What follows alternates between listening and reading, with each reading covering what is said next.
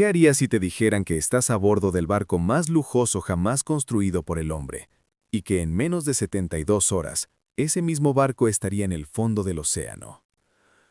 ¿Y si te dijera que los pasajeros de primera clase esa noche no sabían absolutamente nada de lo que se aproximaba? Hoy vamos a hacer algo que nadie ha hecho antes en este canal. Vamos a caminar, literalmente caminar, por los pasillos del RMS Titanic, antes del hundimiento. Voy a llevarte por cada cubierta, cada salón, cada detalle de lujo que hoy duerme a 3.800 metros de profundidad. Y al final de este recorrido, te voy a revelar el detalle que los libros de historia casi nunca mencionan: la habitación del Titanic, que nunca debió existir. Una habitación que algunos historiadores creen que pudo haber cambiado el destino del barco esa noche del 14 de abril de 1912. Quédate hasta el final, porque lo que vas a ver hoy no lo encontrarás en ningún documental convencional. Corría el año 1909.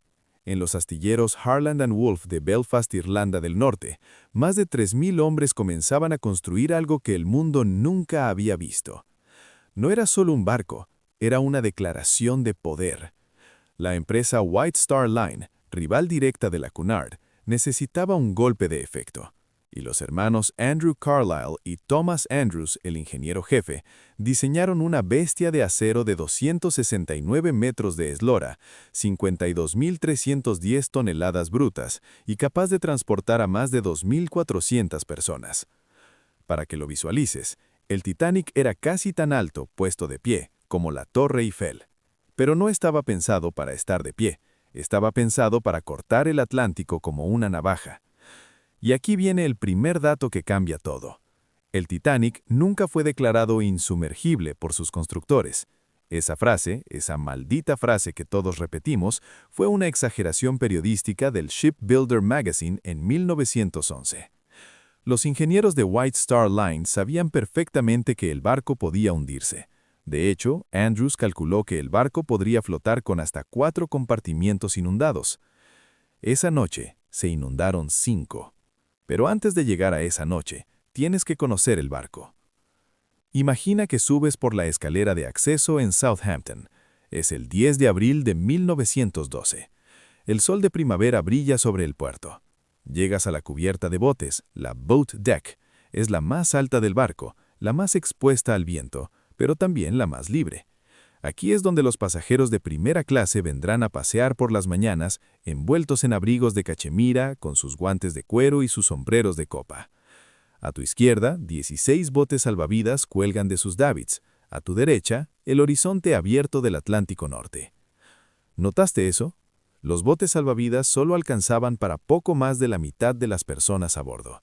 Y eso era completamente legal en 1912. La regulación británica de la época se basaba en el tonelaje del barco, no en el número de pasajeros. El Titanic cumplía la norma, incluso la superaba. Eso nos dice algo oscuro sobre cómo pensaba la sociedad de 1912. Algunos pasajeros simplemente valían más que otros. Pero guardemos ese pensamiento, porque ahora vamos a bajar.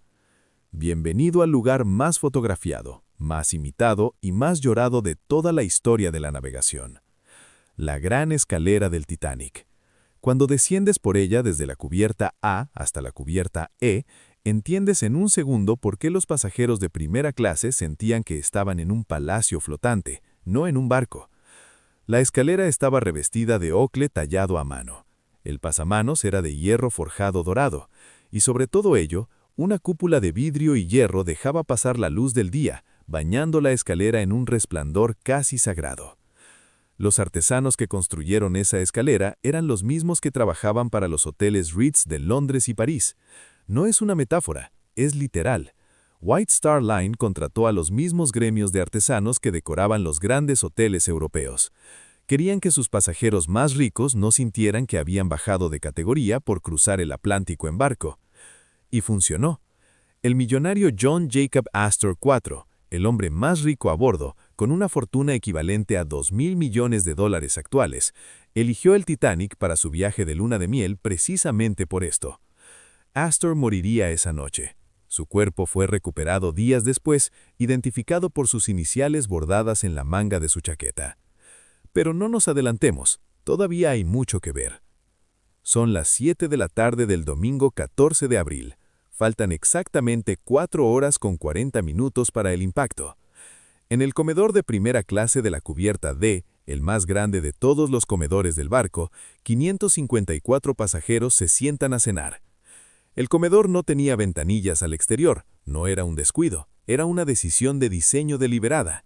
White Star Line no quería que sus huéspedes vieran el oscuro océano, quería que se sintieran en el mejor restaurante de Londres. Esa última noche, el menú de primera clase incluía ostras de Malpeque, consomé Olga, salmón poché con salsa mauselín, filetes de lenguado, cordero con salsa menta, pato asado con compota de manzana, pudding Waldorf, peces en gelée, eclairs al chocolate y, para terminar, quesos franceses, frutas frescas y café. 11 platos. 11 platos en la última cena.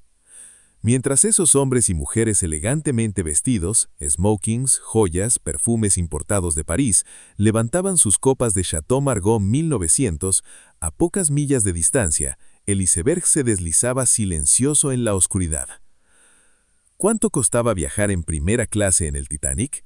Un billete de primera clase estándar costaba $4,350 de 1912, ajustado a la inflación actual, aproximadamente $130,000. Pero las suites Parlour A y B, las dos más lujosas del barco, costaban 3.300 libras esterlinas por persona. Eso equivale hoy a casi $500,000 por persona. Y lo que obtenías a cambio era esto: un salón privado decorado en estilo Luis XVI, dormitorio con veta de matrimonio, no literas, una cama real, con ropa de cama de lino irlandés, cuarto de baño privado con bañera, sala de estar con chimenea de carbón y acceso privado a la promenade cubierta para que pudieras pasear sin cruzarte con otros pasajeros. Pero hay algo que pocas personas saben sobre esas habitaciones. Las suites Parlour A y B estaban unidas por una puerta comunicante. Podían convertirse en una suite doble de más de 200 metros cuadrados. Y en ese abril de 1912, esas habitaciones estaban vacías. Los huéspedes que las habían reservado cancelaron al último momento. Sus nombres no aparecen en las listas de muertos, sus nombres no aparecen en ninguna lista. Sobrevivieron por no ir. Ahora necesito que bajes conmigo, muy abajo, porque el Titanic no era solo ese palacio de ocre y cristal que acabas de ver. El Titanic también era esto. En las cubiertas F y G, en la parte más baja del barco, viajaban 710 pasajeros de tercera clase.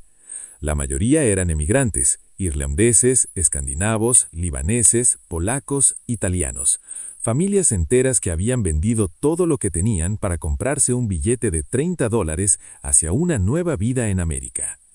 Sus cabinas eran pequeñas: 4 literas metálicas, un lavabo compartido, un solo miror. Pero, y esto es importante, eran mejores que cualquier embarcación de emigrantes de la época. El Titanic era, para los estándares de tercera clase de 1912, un barco extraordinariamente cómodo. Tasa de sobrevivencia aquella noche: primera clase 61%, segunda clase 44%, tercera clase 25%. Esa noche, cuando el barco comenzó a hundirse, las puertas entre tercera clase y las cubiertas superiores permanecieron cerradas durante más tiempo, no por una orden directa, no por una conspiración, sino por algo mucho más banal y mucho más oscuro. Nadie había pensado en un protocolo de evacuación para ellos. Subamos ahora al puente de mando, la cabeza del barco. Aquí es donde el capitán Edward John Smith, un veterano de 62 años con 40 años de mar, pasaba sus guardias. Smith era el capitán mejor pagado de la Marina Mercante Británica. Ganaba más de 6,000 libras al año. El Titanic iba a hacer su último viaje antes de retirarse. No llegó a retirarse. Pero lo que me interesa mostrarte ahora no es el puente, es la habitación de al lado, la sala de radio. 2 operadores, Jack Phillips y Harold Bright, trabajaban turnos de 12 horas enviando y recibiendo mensajes por telégrafo Marconi. El sistema era tan nuevo, tan revolucionario, que la mayoría de los mensajes que enviaban eran telegramas personales de pasajeros ricos. Llegamos bien, saludos a la familia. Reserve mesa para el martes. Compre acciones de tal empresa. Durante el 14 de abril de 1912, la sala de radio recibió al menos 6 advertencias de hielo de otros barcos en la misma zona. 6. Phillips y Bright las transmitieron al puente. Algunas llegaron, otras quedaron en un descritorio. Y a las 11:40 de la noche, el vigía Frederick Fleet telefonó al puente desde la cofa. Iceberg right ahead. Son las 11:40 de la noche. En el comedor de primera clase, los últimos rezagados terminan su café. En las cabinas, la mayoría de los pasajeros ya duermen. En tercera clase, algunos jóvenes todavía bailan en el salón comunitario al son de un acordeón. Y de repente, un golpe. Suave, sorprendentemente suave para lo que era. Los pasajeros que lo sintieron lo describieron de formas distintas, como pasar sobre una acera de adoquines, como el crujido de un barco al atracar, como nada. En la parte baja